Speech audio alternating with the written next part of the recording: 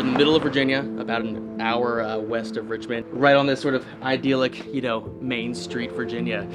Building 1 is in the middle of the campus of the 13 buildings. It's actually our first building, our original building, and when I was a kid, this is where I came, this is where my dad's office was, or his desk.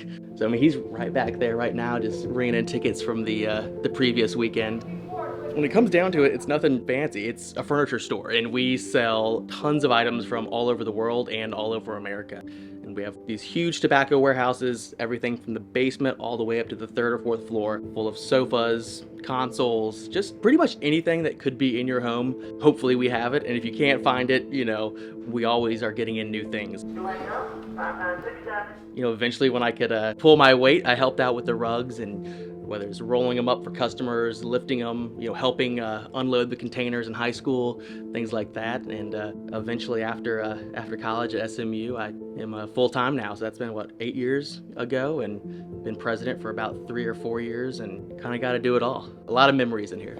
Yeah, this was actually the first building off of building 1 that my dad made. And you could tell this is a little primitive, but he was always like, oh, I helped build this with my own hands. Sometimes back in the day, this is what you got to do, save money and build it yourself or the help of some friends. But you can tell this is where we finally have space to hang these rugs. So, this was my playground when it came down to it. We have all the rugs and piles, and it really is just like a mix of a jungle gym, playground, store. When you're here for hours, you got to entertain yourself, especially when you're a kid. It's like a jungle gym mixed with some of the best, products you can get in the world. These are literally hand-knotted pieces of artwork, and there's kids here that kind of just, you see them on Saturdays running around, and I think that adds a little bit of fun to it.